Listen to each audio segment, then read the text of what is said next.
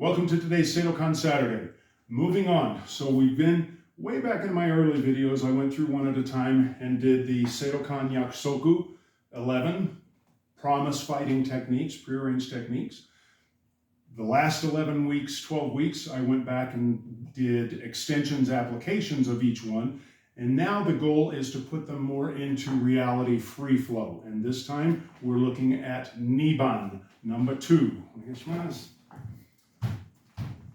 So without reviewing with a partner the kata version, where basically he's just a placeholder and is irrelevant, and it's mostly for me to get my position and do my technique. It's the side step and punch.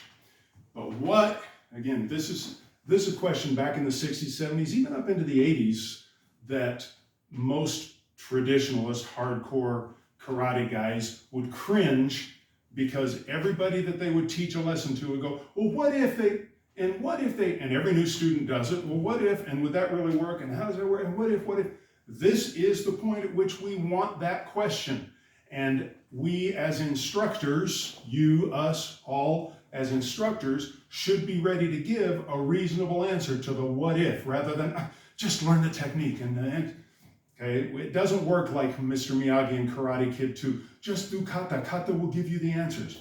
And in fact, Eisuke's Hohan Soken's student who wrote his autobiography called it his autobiography, or his biography of Hohan Soken is called something like the kata will give you the answers. It won't. You have to come up with the answers, and a teacher has to help you, lead you to those answers. So we want to put it now to where it's not just a one-off attack. On a one-off attack, I go, no, don't hit me. And he does, I don't know what he's going to do.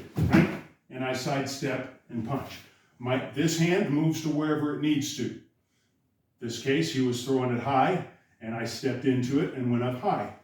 Okay? If it's straighter, I might parry to the side. So we're doing just still a one-off sort of scenario. But now I want to see, can I do it spontaneously rather than pre-planned? So we're going to go into a sparring mode, right? We're exchanging blows. He's punching, kicking, I'm punching, kicking, right? We're doing our thing. And then spontaneously go in and do it into Niban. So we do this kind of slowly, just sort of as a play, right? We're just playing around here. Tap. Oh, I blocked his tap. Oh, no. Oh, he got me. Oh, no. And we're moving around, and something's happening. And now I do Niban.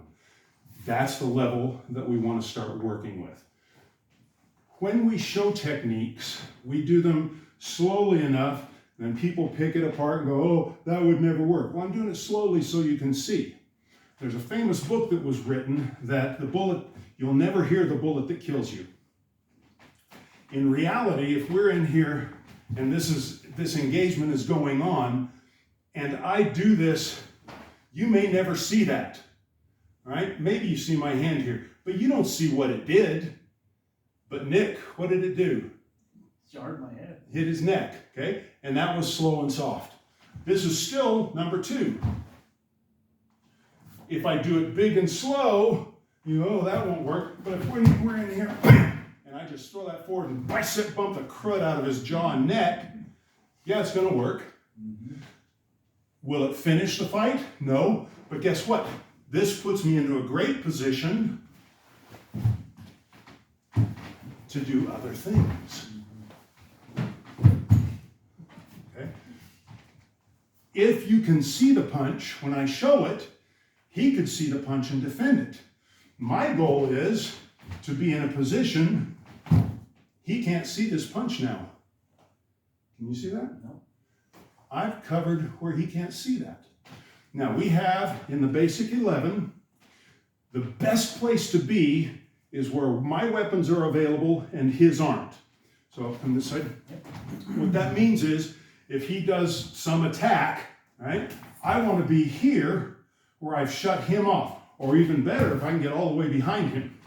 Now I can hit him a lot, and unless he can see me or strike backwards efficiently, some people can, and we try to do that in karate, right?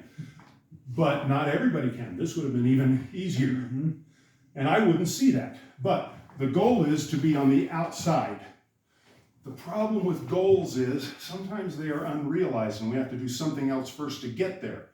So we do have 1, 2, 3, 2 or 3 techniques where we're on the inside. In fact, the very first one, the Ichiban, which I covered last week, when he punches, I'm on the inside of his punch, which leaves all his weapons available. Terrible place to be.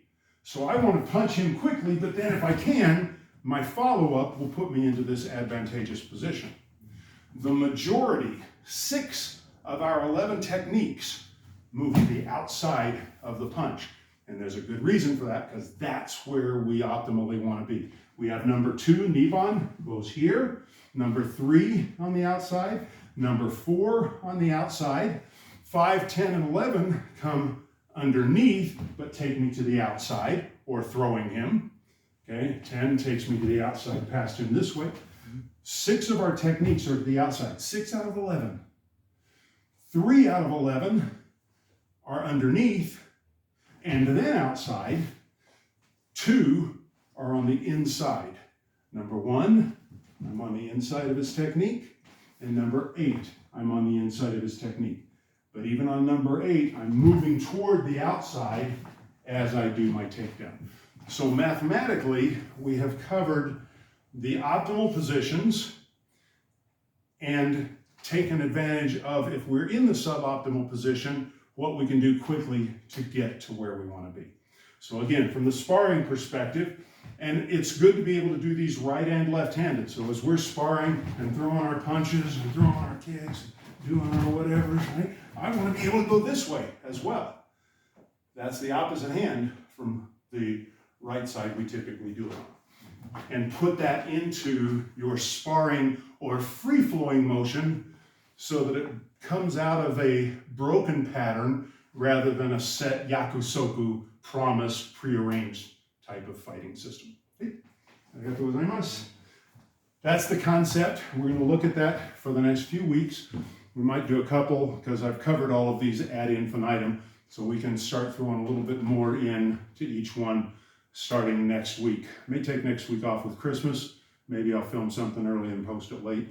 But that's the goal for the next little bit, is how do I go from free-flowing motion into my yakusoku, and what adjustments or adaptations I may or may not need to make.